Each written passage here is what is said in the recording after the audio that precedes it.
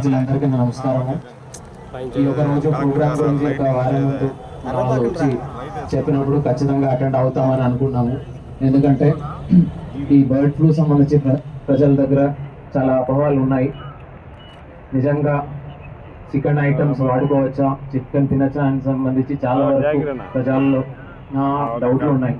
So దయచేసి పర్సనల్గా నేను కానీ జేసీ గారు కానీ ఇక్కడికి వచ్చినది ఎందుకంటే మీ అందరికీ ఒక భరోసా కల్పించడానికి, ఖచ్చితంగా జిల్లా యంత్రాంగం తరపు నుంచి అదేవిధంగా ప్రజాప్రతినిధులు కానీ లేదంటే అసోసియేషన్ వాళ్ళతో కలుసుకొని మనము ఈ యొక్క ఫుడ్ తీసుకున్నట్టు ఫోటో పేపర్లో కానీ ప్రెస్లో కానీ వచ్చినట్లయితే ఖచ్చితంగా అది చూసేనా నమ్మకం వస్తుంది అన్న ఆ ఒక ఉద్దేశంతో ఖచ్చితంగా ఈరోజు ఈ యొక్క ప్రోగ్రామ్ అటెండ్ చేయాలని కోరుకున్నాము.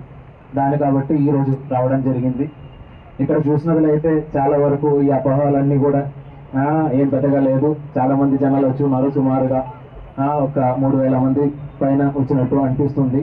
సో చాలా బ్రహ్మాండంగానే ఈ ప్రోగ్రామ్ జరుగుతున్నాయి.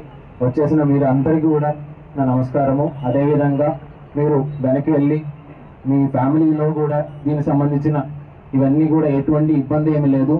మనకు మంచి ప్రోటీన్ వచ్చిన ఒక ఐటమే చికెన్, అదేవిధంగా గుడ్లు కానీ. నేను కూడా ఇది వచ్చినా కానీ రాకపోయినా కానీ బర్డ్ ఫ్లూ అంటే మన జిల్లాలో అయితే ఎటువంటి బర్డ్ ఫ్లూ ఇన్సిడెంట్స్ అయితే లేదు. కానీ కొంతవరకు మనకు ఎగ్స్ కానీ చికెన్ కానీ బయట నుంచి తీసుకురావాల్సిన అవసరం అయితే ఉంది. ఎందుకంటే మన జిల్లాలో ఉన్న ప్రొడక్షన్ ఆయన చెప్పినట్టు సుమారుగా 30-40% మాత్రమే మన జిల్లాలోనే ఉత్పత్తి జరుగుతుంది. మిగిలిన అన్ని కూడా మిగిలిన జిల్లాల నుంచి తీసుకురావాల్సిన అవసరం ఉంది. సో ఇది ఒక మంచి అవకాశం కూడా మనకు కూడా.